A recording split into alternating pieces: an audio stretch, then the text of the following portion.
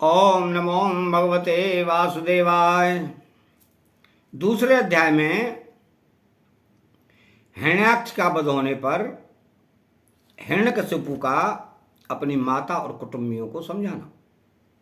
तो नारद जी ने कहा कि युधिष्ठिर, जब भगवान ने 12 अवतार धारण करके हिरण्याक्ष को मार डाला तब भाई के इस प्रकार मारे जाने पर हिरण्यकशिपु रोष से जलभुन गया और शोक से संतप्त हो गया। वह क्रोध से कांपता हुआ अपने दांतों से बार बार होठ चबाने लगा। क्रोध से दहकती हुई आंखों को आग के धुएं से धूमिल हुए आकाश की ओर देखता हुआ वह कहने लगा कि उस समय विकराल डाढ़ों आग उगलने वाली उस दृष्टि और चढ़ी हुई भौं के कारण उसका मुंह देखा न जाता था। भरी सभा में त्रिशूल उठाकर उसने द्विमूर्धा, त्रयक्ष, संबर, पुलोमा और शकुन आदि को संबोधन करके कहा, दैत्यों और दानवों, तुम सब लोग मेरी बात सुनो और उसके बाद जैसे मैं कहता हूं वैसे करो। तुम्हें यह ज्ञात है कि मेरे क्षुद्र शत्रुओं ने मेरे परम प्यारे और हितैषी भाई को विष्णु से मरवा डाला है। यद्यपि वह देवता और दैत्य दोनों के प्रति समान है, तथापि दौड़ धूप और अनुनय विनय करके देवताओं ने उसे अपने पक्ष में कर लिया है। यह विष्णु पहले तो बड़ा शुद्ध और निष्पक्ष था, परंतु अब माया से वराह आदि रूप धारण करने लगा है और अपने स्वभाव से च्युत हो गया है। बच्चे की तरह जो उसकी सेवा करे उसी की ओर हो जाता है, उसका चित्त स्थिर नहीं है। अब मैं अपने इस शूल से उसका गला काट डालूंगा और उसके खून की धारा से अपने रुधिर प्रेमी भाई का तर्पण करूंगा, तब कहीं मेरे हृदय की पीड़ा शांत होगी। उस मायावी शत्रु के नष्ट होने पर, पेड़ की जड़ कट जाने पर डालियों की तरह सब देवता अपने आप सूख जाएंगे, क्योंकि उनका जीवन तो विष्णु ही है। इसलिए तुम लोग इसी समय पृथ्वी पर जाओ। आजकल वहां ब्राह्मण और क्षत्रियों की बहुत बढ़ती हो रही है। वहां जो लोग तपस्या, यज्ञ, स्वाध्याय, व्रत और दानादि शुभ कर्म कर रहे हों, उन सबको मार डालो। विष्णु की जड़ है द्विजातियों का धर्म कर्म, क्योंकि यज्ञ और धर्म ही उसके स्वरूप हैं। देवता, ऋषि, पितर, समस्त प्राणी और धर्म का वही परम आश्रय है। जहां जहां ब्राह्मण, गाय, वेद, वर्णाश्रम और धर्म कर्म हो, उन उन देशों में तुम लोग जाओ और उन्हें जला दो, उजाड़ डालो। दैत्य स्वभाव से ही लोगों को सताकर सुखी होते हैं। दैत्यराज हिरण्यकशिपु की आज्ञा उन्होंने बड़े आदर से सिर झुकाकर स्वीकार की। उसी के अनुसार जनता का नाश करने लगे।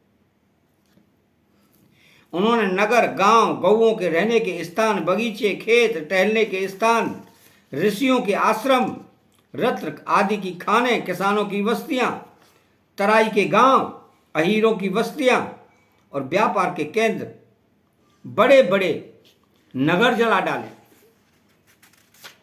कुछ दैत्यों ने खोदने के शस्त्रों से बड़े बड़े पुल, परकोटे, नगर के फाटकों को तोड़ फोड़ डाला। दुर्योधन ने कुड़ानियों से फले फूले हरे भरे पेड़ काट डाले। कुछ दैत्यों ने जलती हुई लकड़ियों से लोगों के घर जला दिए।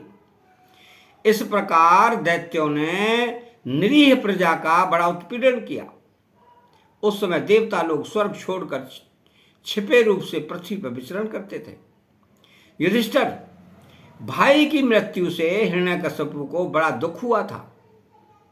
जब उसने उसकी अंत्येष्टि क्रिया से छुट्टी पाली, तब शकुनी, संबर, धृष्ट, भूत संतापन, व्रक, कालनाथ, महानाथ,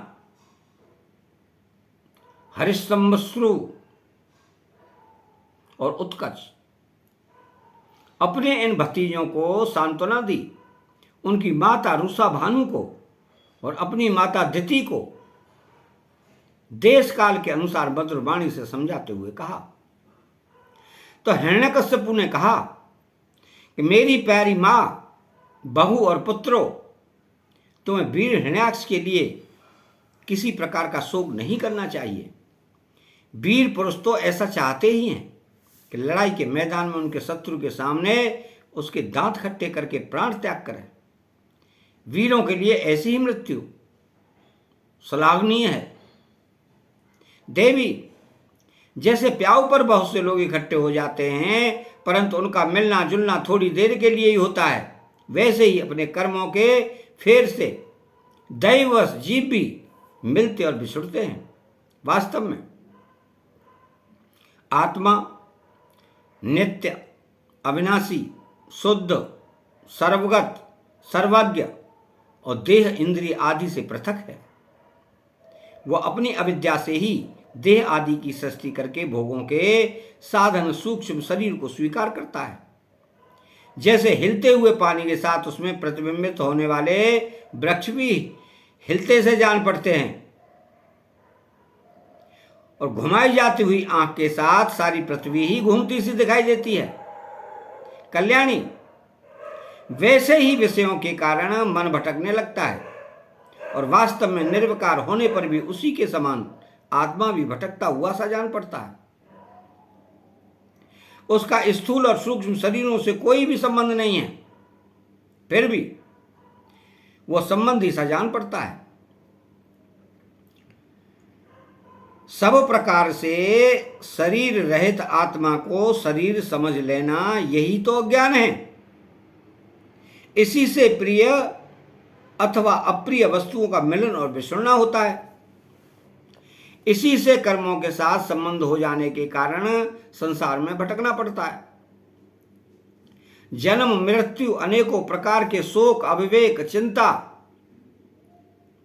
और विवेक की विस्मृति, सबका कारण यह अज्ञान ही है।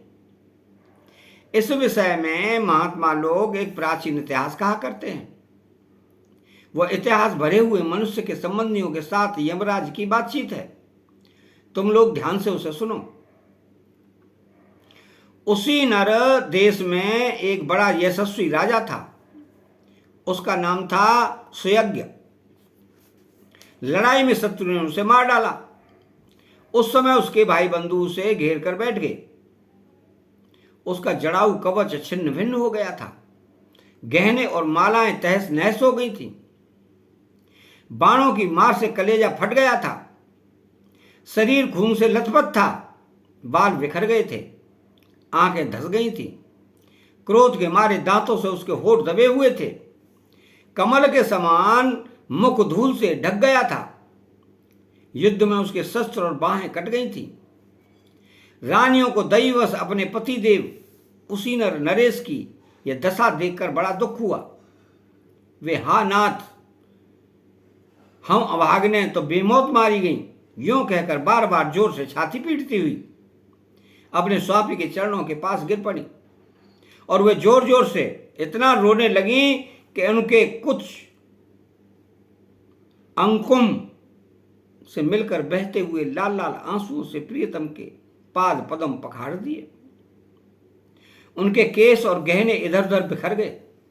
वे करुण क्रंदन के साथ विलाप कर रही थी, जिसे सुनकर मनुष्यों के हृदय में शोक का संचार हो जाता है। हाय विधाता, बड़ा क्रूर है स्वामिन, उसी ने आज आपको हमारी आंखों से ओझल कर दिया है।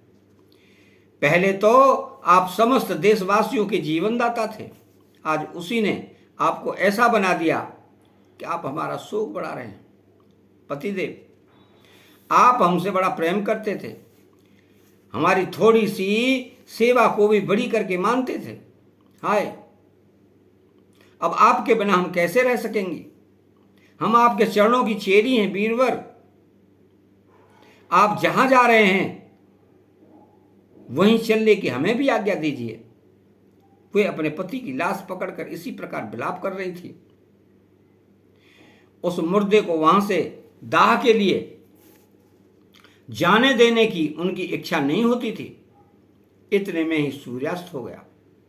उस समय उसी नर राजा के संबंधियों ने जो विलाप किया था उसे सुनकर वहां स्वयं यमराज बालक के वेश में आए और उन्होंने उन लोगों से कहा। यमराज बोले कि बड़े आश्चर्य की बात है, ये लोग तो मुझसे सयाने हैं, बराबर लोगों का मरना जीना देखते हैं, फिर भी इतने मूढ़ हो रहे हैं। अरे ये मनुष्य जहां से आया था वहीं चला गया, इन लोगों को भी एक न एक दिन वहीं जाना है, फिर झूठ मूठ के ये लोग इतना शोक क्यों करते हैं? हम तो तुमसे लाख गुने अच्छे हैं, परम धन्य हैं, क्योंकि हमारे माँ बाप ने हमें छोड़ दिया है, हमारे शरीर में पर्याप्त बल भी नहीं है, फिर भी हमें कोई चिंता नहीं है। भेड़िए आदि हिंसक जंतु हमारा बाल भी बांका नहीं कर पाते। जिसने गर्भ में रक्षा की थी वही जीवन में भी रक्षा करता रहता है। देवियों, वो अविनाशी ईश्वर अपनी मौत से जगत को बनाता है, रखता है और बिगाड़ देता है। उस प्रभु का यह एक खिलौना मात्र है। वह इस चराचर जगत को दंड या पुरस्कार देने में समर्थ है। भाग्य अनुकूल हो तो रास्ते में गिरी हुई वस्तु भी ज्यों की त्यों पड़ी रहती है, परंतु भाग्य के प्रतिकूल होने पर घर के भीतर तिजोरी में रखी हुई वस्तु भी खो जाती है। जीव बिना किसी सहारे के दैव की दया दृष्टि से जंगल में भी बहुत दिनों तक जीवित रहता है, परंतु दैव के विपरीत होने पर घर में सुरक्षित रहने पर भी मर जाता है। रानियों,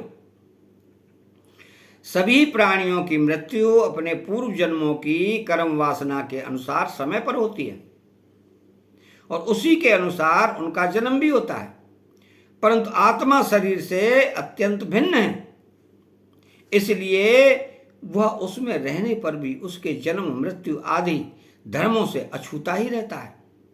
जैसे मनुष्य अपने मकान को अपने से अलग और मिट्टी का समझता है, वैसे ये शरीर भी अलग और मिट्टी का है। मोहवश वह इसे अपना समझ बैठता है। जैसे बुलबुले और पानी के विकार, घड़े आदि मिट्टी के विकार और गहने आदि स्वर्ण के विकार समय पर बनते हैं, रूपांतरित होते हैं तथा नष्ट हो जाते हैं, वैसे ही इन्हीं तीनों के विकार से बना हुआ यह शरीर भी समय पर बन बिगड़ जाता है। जैसे काठ में रहने वाली व्यापक अग्नि स्पष्ट ही उससे अलग है, जैसे देह में रहने पर भी वायु का उससे कोई संबंध नहीं है, जैसे आकाश सब जगह एक सा रहने पर भी किसी के दोष गुण से लिप्त नहीं होता, वैसे ही समस्त देहेंद्रियों में रहने वाला और उनका आश्रय आत्मा भी उनसे अलग और निर्लिप्त है। मूर्खो, जिसके लिए तुम सब शोक कर रहे हो वह सुयज्ञ नाम का शरीर तो तुम्हारे सामने पड़ा है। तुम लोग इसी को देखते थे। इसमें जो सुनने वाला बोलने वाला था वह तो कभी किसी का नहीं दिखाई पड़ता था, फिर आज भी नहीं दिखाई दे रहा है, तो शोक क्यों? तुम्हारी मान्यता कि प्राण ही बोलने या सुनने वाला था सो निकल गया मूर्खतापूर्ण है, क्योंकि सुसुप्ति के समय प्राण तो रहता है पर न वो बोलता है न सुनता है। शरीर में सब इंद्रियों की चेष्टा का हेतुभूत जो महाप्राण है वह प्रधान होने पर भी बोलने या सुनने वाला नहीं है, क्योंकि वह जड़ है। देह और इंद्रियों के द्वारा सब पदार्थों का दृष्टा जो आत्मा है वह शरीर और प्राण दोनों से पृथक है। यद्यपि वह परिच्छिन्न नहीं है, व्यापक है, फिर भी पंचभूत इंद्रिय और मन से युक्त ऊंचे नीचे देव, मनुष्य, पशु, पक्षी आदि शरीरों को ग्रहण करता अपने विवेक बल से मुक्त भी हो जाता है। वास्तव में वह इन सबसे अलग है। जब तक वह 5 प्राण, 5 कर्मेंद्रिय, 5 ज्ञानेंद्रिय, बुद्धि और मन इन 17 तत्वों से बने हुए लिंग शरीर से युक्त रहता है, तभी तक कर्मों से बंधा रहता है और इस बंधन के कारण ही माया से होने वाले मोह और कलेश बराबर उसके पीछे पड़े रहते हैं। प्रकृति के गुणों और उनसे बनी हुई वस्तुओं को सत्य समझना अथवा कहना झूठ मूठ का दुराग्रह है। मनोरथ के समय की कल्पित और स्वप्न के समय की दीख पड़ने वाली वस्तुओं के समान इंद्रियों के द्वारा जो कुछ ग्रहण किया जाता है सब मिथ्या है। इसलिए शरीर और आत्मा का तत्व जानने वाले पुरुष न तो अनित्य शरीर के लिए शोक करते हैं और न नित्य आत्मा के लिए, परंतु ज्ञान की दृढ़ता न होने के कारण जो लोग शोक करते रहते हैं उनका स्वभाव बदलना बहुत कठिन है। किसी जंगल में एक बहेलिया रहता था। वो बहेलिया क्या था? विधाता ने मानो उसे पक्षियों के काल रूप में ही रच रखा था। जहां कहीं भी वह जाल फैला देता और ललचाकर चिड़ियों को फंसा लेता। एक दिन उसने कुलिंग पक्षी के एक जोड़े को चारा छुपते देखा। उनमें से उस बहेलिये ने मादा पक्षी को तो शीघ्र ही फंसा लिया। कालवश वह जाल के फंदों में फंस गई। नर पक्षी को अपनी मादा की विपत्ति को देखकर बड़ा दुख हुआ। वो बेचारा उसे छुड़ा तो सकता न था, इसलिए उसे उस बेचारी के लिए विलाप करने लगा। उसने कहा कि यूं तो विधाता सब कुछ कर सकता है, परंतु वो बड़ा निर्दयी। यह मेरी सहचरी एक तो स्त्री है, दूसरे मुझे अभागे के लिए शोक करती हुई बड़ी दीनता से छटपटा रही है। उसे लेकर वो करेगा क्या? उसकी मौज हो तो मुझे ले जाए। इसके बिना मैं अपना ये अधूरा विधुर जीवन जो दीनता और दुख से भरा हुआ है लेकर क्या करूंगा? अभी मेरे अभागे बच्चों के पर भी नहीं जन्मे हैं। स्त्री के मर जाने पर उन मातृहीन बच्चों को मैं कैसे पालूंगा? ओह, घोंसले में हुए अपनी मां की बाट देख रहे होंगे। इस तरह वह पक्षी बहुत सा विलाप करने लगा। अपनी सहचरी के वियोग से वह आतुर हो रहा था। आंसुओं के मारे उसका गला रुंध गया था। तब तक काल की प्रेरणा से पास ही छिपे हुए उसी बहेलिये ने ऐसा बाण मारा कि वह भी वहीं पर लौट गया। मूर्ख रानियों, तुम्हारी भी यही दशा होने वाली है। तुम्हें अपनी मृत्यु तो दिखती नहीं और इसके लिए रो पीट रही हो। यदि तुम लोग 100 वर्ष तक इसी तरह शोकवश छाती पीटती रहो तो भी अब तुम इसे नहीं पा सकोगी। हिरण्यकश्यपु ने कहा। उस छोटे से बालक की ऐसी ज्ञानपूर्ण बातें सुनकर सबके सब दंग रह गए। उसी नरेश के भाई, बंधु और स्त्रियों ने यह बात समझ ली कि समस्त संसार उसके सुख दुख अंत एवं मिथ्या है। यमराज उपाख्यान सुनाकर वहीं अंतर्ध्यान हो गए। भाई बंधुओं ने भी स्वयज्ञ की अंत्येष्टि क्रिया की। इसलिए तुम लोग भी अपने लिए या किसी दूसरे के लिए शोक मत करो। इस संसार में कौन आत्मा है, कौन अपने से भिन्न, क्या अपना है और क्या पराया, प्राणियों को अज्ञान के कारण ही यह अपने पराये का दुराग्रह हो रहा है। इस भेद बुद्धि का और कोई कारण नहीं है। तो नारद जी ने कहा कि युधिष्ठिर, अपनी पुत्र वधू के साथ दिति ने हिरण्यकश्यपु की यह बात सुनकर उसी क्षण पुत्र शोक का त्याग कर दिया, अपना चित्त परम तत्व स्वरूप परमात्मा में लगा दिया। अतः यहाँ दूसरा अध्याय समाप्त होता है। चैनल को सब्सक्राइब करें, बेल आइकन घंटी को दबाएं, कमेंट बॉक्स में श्री राधे कृष्णा लिखें। जय श्री कृष्णा।